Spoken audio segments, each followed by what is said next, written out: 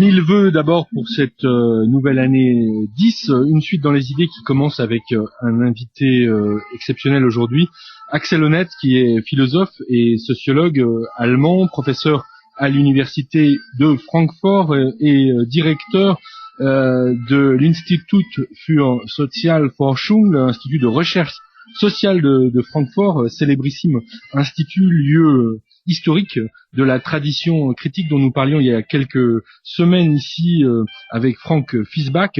Axel Honneth, donc, qui a remplacé à la tête de cet institut celui qui fut son directeur de recherche, Jürgen Habermas, institut où ont travaillé avant lui Walter Benjamin, Horkheimer ou encore Adorno par exemple. Alors j'ai profité de la présence à Lyon il y a quelques semaines d'Axel Honneth, venu dialoguer à l'invitation de la Villa Gilet et de l'université Lyon 2 avec Luc Boltanski pour lui poser quelques questions sur son travail théorique et en particulier sur cette théorie de la reconnaissance qu'il a bâtie pour revigorer en quelque sorte la tradition critique de Francfort. Axel Honneth, bonjour. Vous êtes professeur, donc je le disais, à l'université de Francfort. Vous dirigez ce haut lieu de la théorie critique qui est l'Institut de recherche sociale. Mais je voudrais justement, pour commencer cet entretien, vous demander dans quel état, selon vous, se trouve aujourd'hui la théorie critique. Quel diagnostic faites-vous? Est-ce qu'elle est, cette théorie critique, dans une bonne période? Probably it should be in a better period. Elle pourrait traverser de meilleurs moments, en fait. La première chose qu'il convient de remarquer, c'est qu'il faut désormais parler des théories critiques au pluriel. Il y a eu un temps, au début du XXe siècle, où il n'y avait qu'une forme de théorie critique qui venait du marxisme et de l'hégélianisme de gauche et qui était parvenu à proposer un nouveau modèle de pensée critique. Aujourd'hui, ce que nous appelons la critique de la société prend des formes totalement différentes.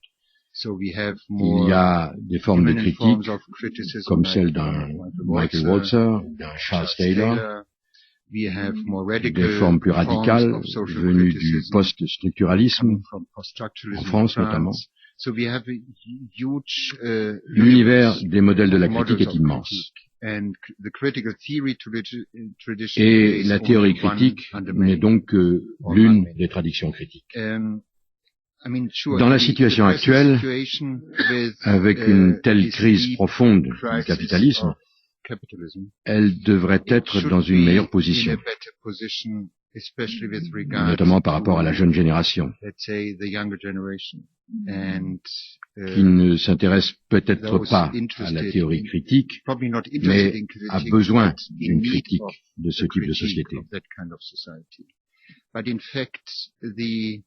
Mais en fait, dans ces cercles d'étudiants, et surtout parmi ceux qui n'ont pas de lien avec l'univers académique, son influence n'est pas très forte.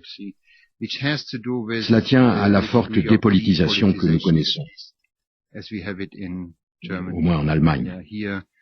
La théorie critique n'y a pas grande influence sur le débat public. Alors, à partir de cette tradition critique, Axel Honneth, et notamment à partir de Jürgen Habermas, vous avez développé votre propre théorie, ce que vous appelez la théorie de la reconnaissance. Est-ce que vous la pensez comme l'une des multiples théories critiques dont vous parliez précisément à l'instant? Bien sûr. Je pense que c'est l'une des approches possibles de la critique aujourd'hui. Ce dont je suis parti, c'est de l'idée de s'intéresser aux motivations de la critique pratique. Et ces motivations, je les ai trouvées davantage dans les sentiments d'injustice et dans les sentiments de n'être pas respecté, de n'être pas reconnu. C'était le point de départ. L'idée qu'on ne doit pas penser à la contestation ou à la critique sociale en termes de motivation utilitaire, de maximisation de sa situation, de ses ressources financières, mais en termes de reconnaissance et de manque de respect.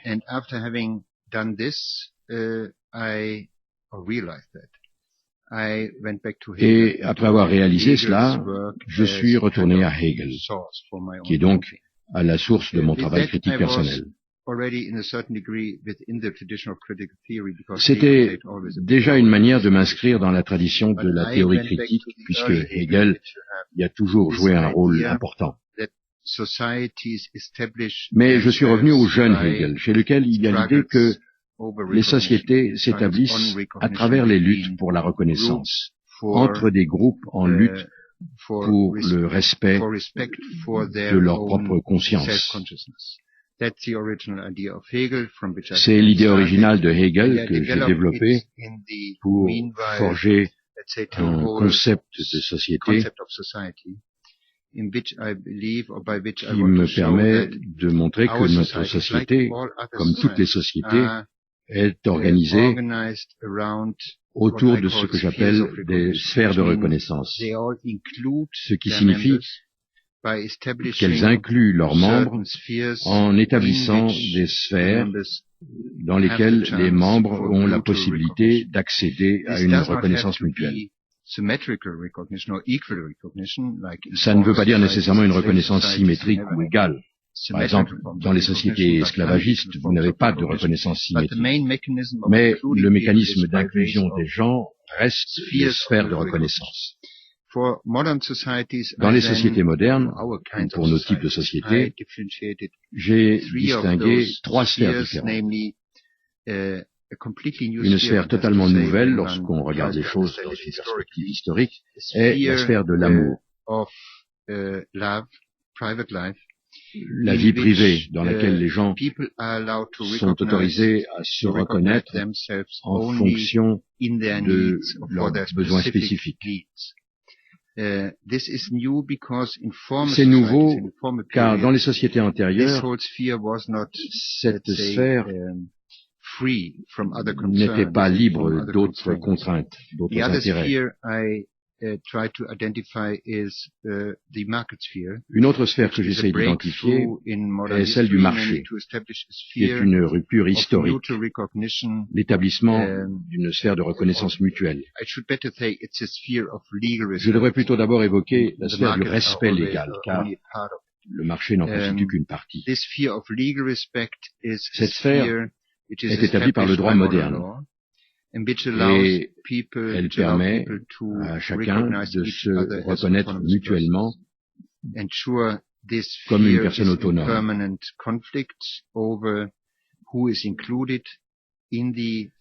Et cette sphère est en conflit permanent pour savoir qui est inclus dans le système des droits égaux, qui est exclu, comment devons-nous exactement comprendre le sens des droits subjectifs, positifs et égaux.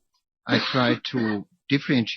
troisième sphère, que j'essaie de distinguer de celle du respect légal, est donc celle du marché que j'évoquais à l'instant, une sphère dans laquelle les gens sont supposés se reconnaître mutuellement pour leurs capacités respectives.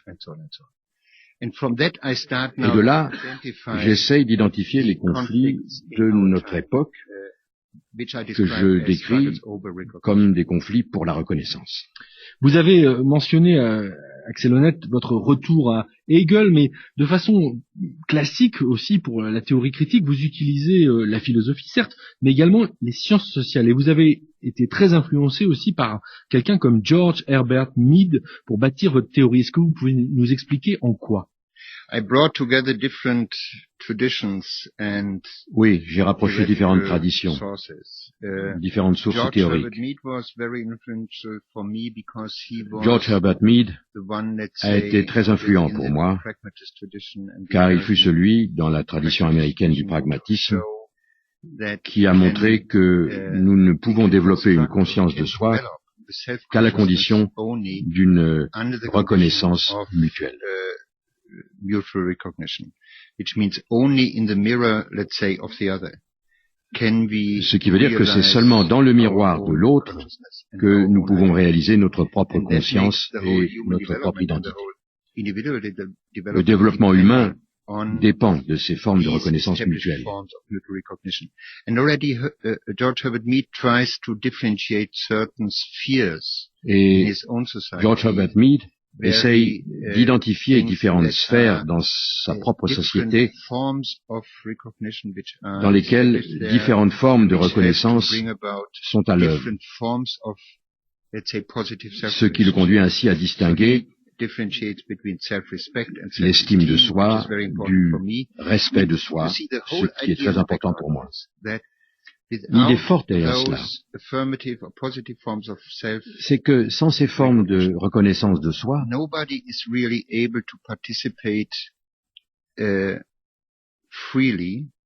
personne n'est en mesure de participer de manière libre et sans contrainte à la formation politique d'une société. Il faut donc certaines conditions sociales, l'établissement de certaines formes de respect mutuel pour que les gens puissent intervenir dans le public sans crainte, sans douleur et sans contrainte.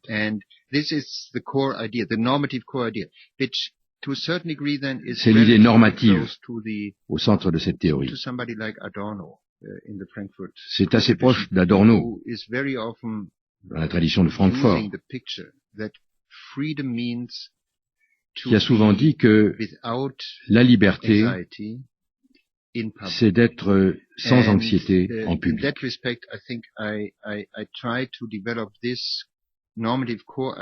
ce point de vue, je crois que j'essaye d'élaborer sur cette idée de la tradition de Francfort.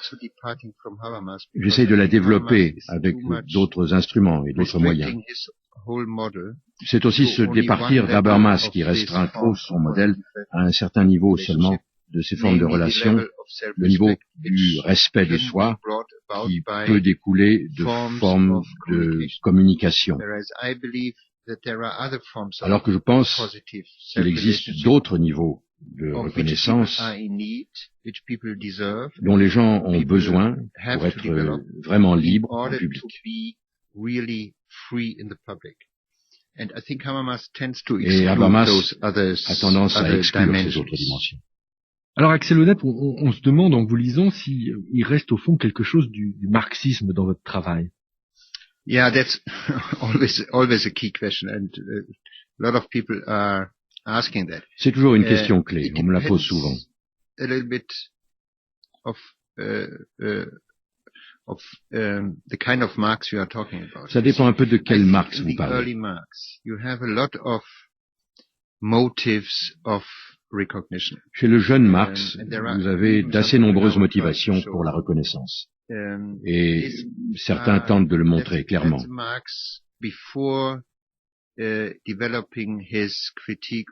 C'est le Marx avant qu'il développe sa critique de l'économie politique. Le jeune Marx, chez lequel on trouve l'idée que la seule forme justifiée de production des sociétés humaines serait une sorte de coopération to develop in such a way that he wants to say, in such a form of cooperation, everyone respects, dans le cadre de laquelle on reconnaîtrait l'autre de différentes manières, c'est-à-dire en le prenant au sérieux comme consommateur, en le prenant au sérieux comme coopérateur, etc. Il y a donc clairement ces motivations pour la reconnaissance dans ses premiers travaux. Et ensuite, c'est intéressant de voir comment ces intuitions sur la reconnaissance mutuelle jouent un rôle dans sa critique de l'économie politique. Cela joue un rôle, mais pas toujours très clair. L'idée principale consiste à dire que sont problématiques les formes d'organisation économico-politique qui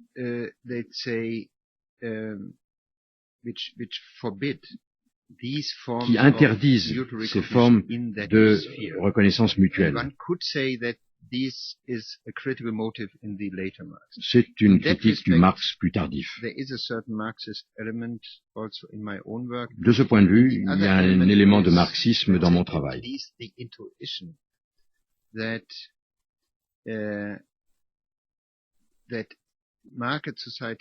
L'autre raison, c'est qu'il y a l'intuition que le capitalisme, sans régulation, se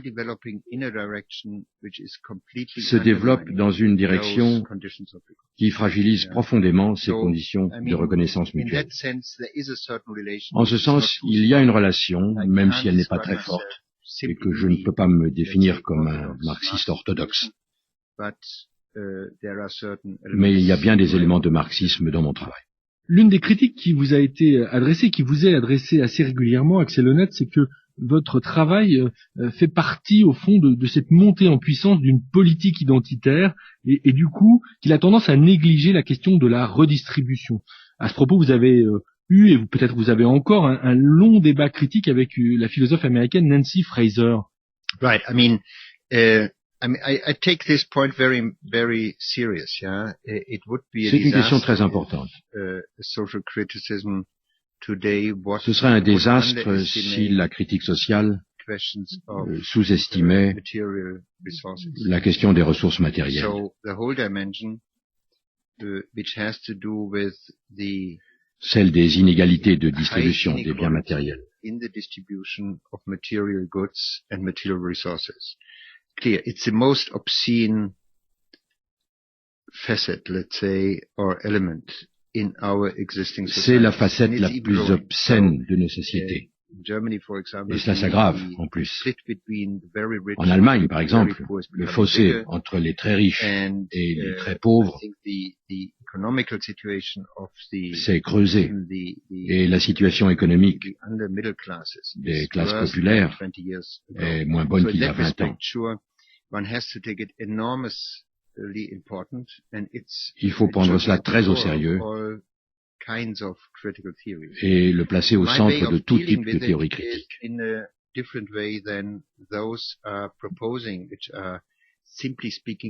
Ma manière de les prendre en compte diffère des manières habituelles qui raisonnent en termes de redistribution.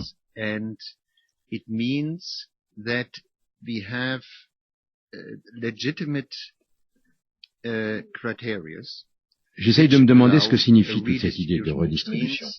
Elle signifie que nous avons des critères légitimes qui permettent cette redistribution.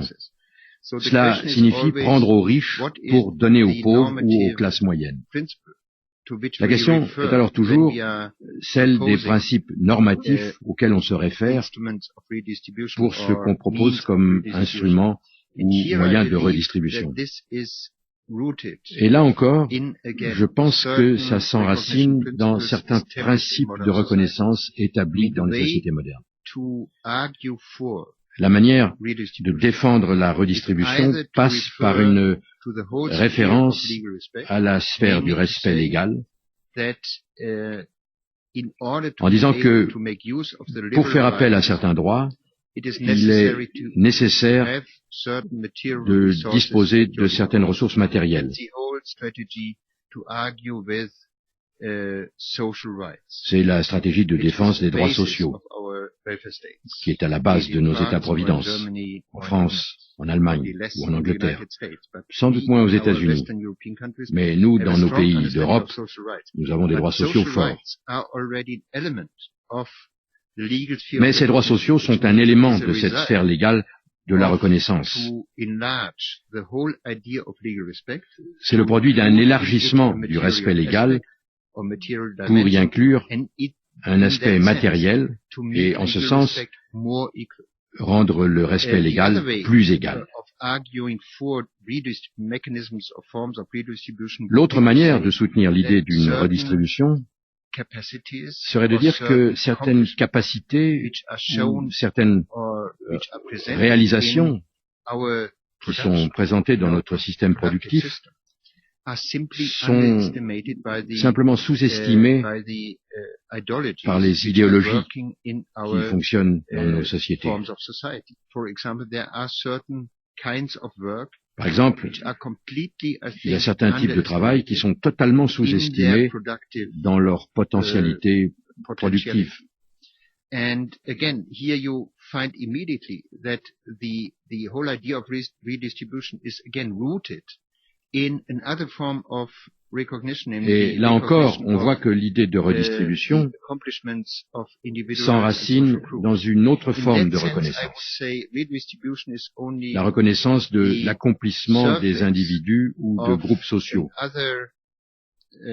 En ce sens, la redistribution n'est que la surface d'autres principes normatifs qui sont enracinés dans les principes de reconnaissance. Donc, en ce sens, j'attaque ceux qui insistent sur la différence entre reconnaissance et redistribution. Ils commettent une grave erreur de catégorie parce qu'ils ne voient pas que la redistribution est une autre forme de la juste reconnaissance des autres.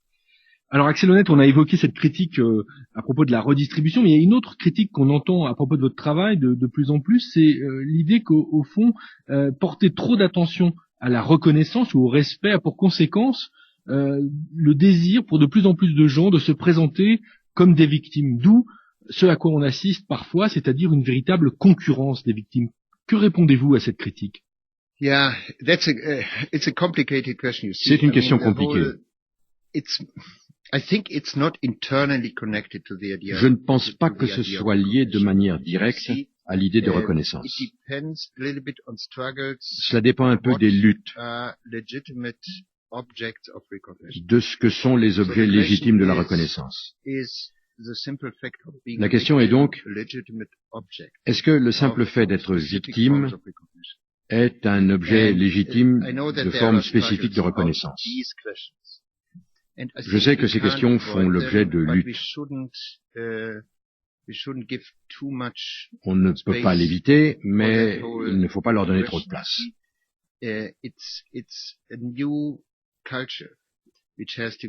C'est une nouvelle culture qui s'est développée et qu'il faut, comme sociologue, tenter d'expliquer.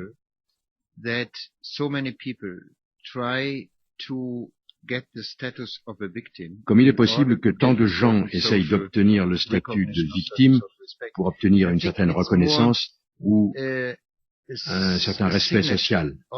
Cela me semble davantage la signature d'une société qui n'est plus capable de donner suffisamment d'autres formes de reconnaissance sociale à ses membres. C'est déjà le signe d'une certaine pathologie. Le fait que tant de gens tentent d'accéder aux médias pour se présenter comme victimes, par exemple.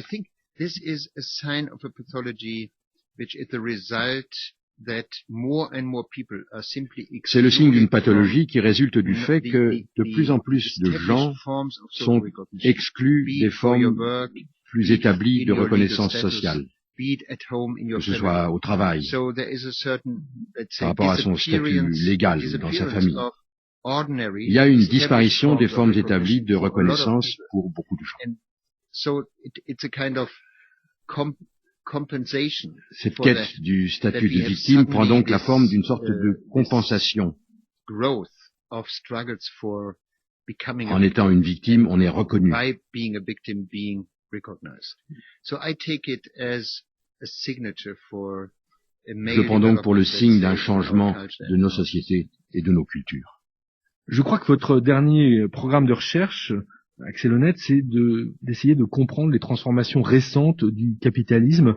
Vous avez récemment proposé ce programme de recherche à l'Institut que vous dirigez à Francfort. De quoi s'agit-il exactement? Right. I mean, to make it very short, this was an idea which I developed in order to give a new program for the Institute. Oui, c'est une idée que j'ai proposée pour un nouveau programme pour l'Institut de recherche sociale. Pour le dire très rapidement, il s'agit de dire que nous sommes dans une nouvelle étape du développement du capitalisme.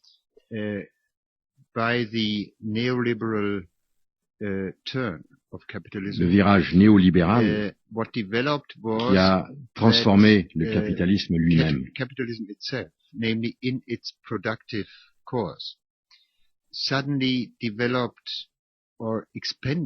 capitalisme a développé des idées qui étaient déjà enracinées dans nos sociétés.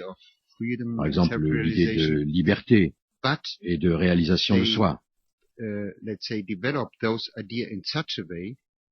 Mais ces idées ont été développées de telle manière qu'elles fonctionnent désormais contre leur contenu normatif.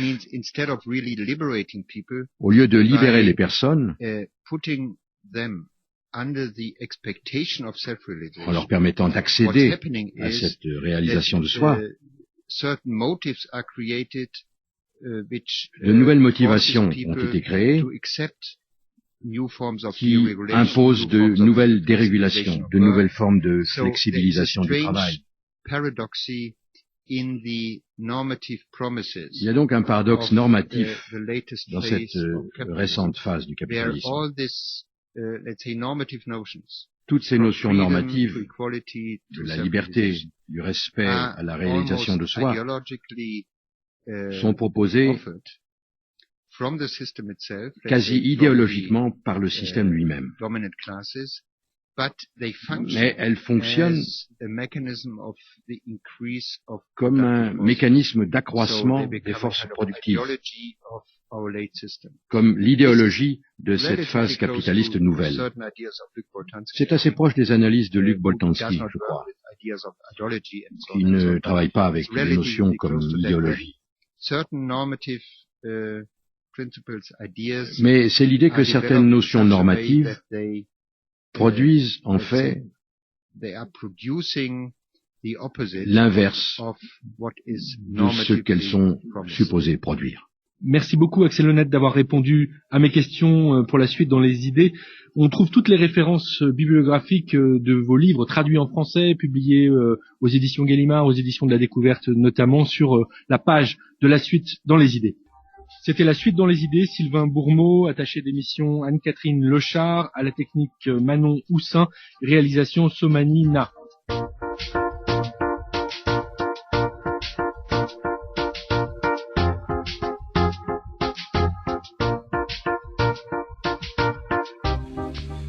L'essai du jour, rebonjour Jacques, c'est l'essai d'Axel Honneth. C'est comme ça que vous dites ? Tout à fait. Ce que social veut dire chez Gallimard. Et Axel Honneth est l'actuel directeur de l'Institut de recherche sociale où il a succédé à Habermas et il incarne la 3e génération de l'école de Francfort, fondée comme on sait par Max Horkheimer et Théodore Adorno.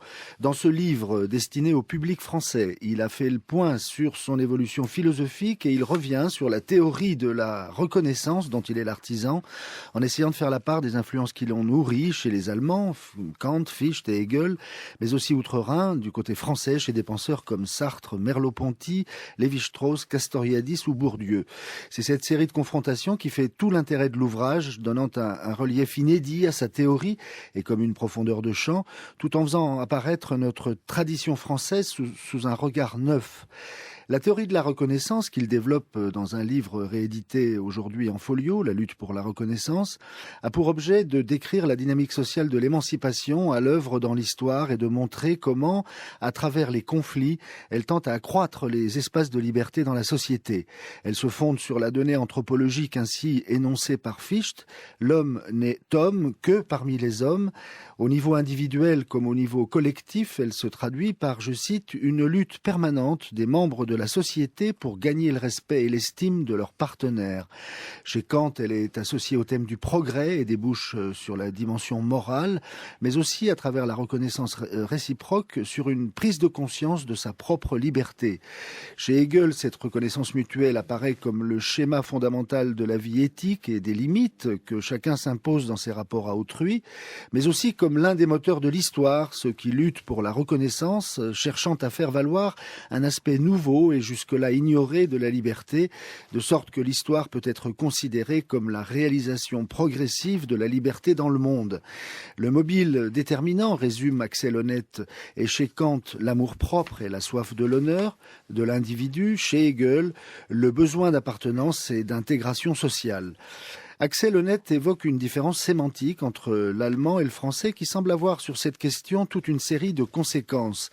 Il n'y a pas dans le terme allemand Anerkennung la connotation de gratitude qui est attachée au français reconnaissance, comme dans l'expression ou témoignage de reconnaissance, où l'on peut sentir un relent comme un relent de suggestion. D'où l'ambivalence qui affecte la conception française de la reconnaissance depuis Rousseau, pour lequel l'amour-propre reste toujours soumis au risque du jugement d'autrui, lequel peut être négatif. Chez Sartre, la reconnaissance intersubjective est plutôt considérée comme une forme d'aliénation que comme une dynamique d'intégration, qu'on songe au célèbre chapitre sur le regard dans l'être et le néant. Par ailleurs, la reconnaissance est toujours susceptible de basculer dans la méconnaissance, comme chez Lacan et Althusser, avec le concept de subjectivation, qui renvoie au stade du miroir chez le premier et à la situation de l'interpellation chez le second, dans tous les sens du terme d'ailleurs, même policier. Et vous, là-bas, l'interjection semble bien davantage augurer l'assujettissement que l'émancipation. Ce scepticisme de tradition française qu'on peut également retrouver chez Bourdieu à l'égard de la reconnaissance, qui confine pour lui à l'assignation, à une place, à un rôle, trouverait un dérivatif intéressant dans la phénoménologie de Merleau-Ponty, où Axel Honneth reconnaît avoir puisé les motifs du déploiement corporel de la lutte pour la reconnaissance, à commencer par, je cite, les insignes corporels et la rébellion physique par lesquels les adolescents revendiquent le respect dans l'espace public. Voilà, donc pardonnez-moi, j'étais en train de saluer qui vient d'arriver Thomas Cluzel. Bonjour Thomas. A signalé également Axel Honneth, donc un monde de déchirement, ça sort en même temps que oui, ce que ça veut dire. Théorie critique, psychanalyse et sociologie, et cette fois c'est à la découverte. La revue du jour, c'est la revue Illusio. Dossier théorie critique de la crise, c'est publié au bord de l'eau, c'est une considérable entreprise, je fais qu'évoquer ici, qui témoigne d'ailleurs de la vitalité de la théorie critique, le label de l'école de Francfort, une théorie, on s'en souvient, conçue dans les années 30 pour dénoncer les impasses de la modernité, les usages dévoyés de la raison au profit des guerres, génocides et violences sociales. Alors il y a eu la deuxième génération, celle de Habermas, et puis la troisième, on l'a vu avec Axel Honneth, qui revient sur la dimension conflictuelle de la dynamique sociale. Alors il en est question de Axel Honneth dans ce double numéro de la revue Illusio, qui est appelé d'ailleurs à se prolonger dans deux autres livraisons, dont nous y reviendrons donc, qu'il me suffise de dire qu'il est ici amplement question de la crise sociétale que nous traversons, et notamment de ce qui est désigné et analysé comme le totalitarisme néolibéral. Voilà, et la revue Illusio est publiée par les éditions Le Bord de l'eau. Merci Jacques Munier, toutes les références évidemment à retrouver sur franceculture.fr.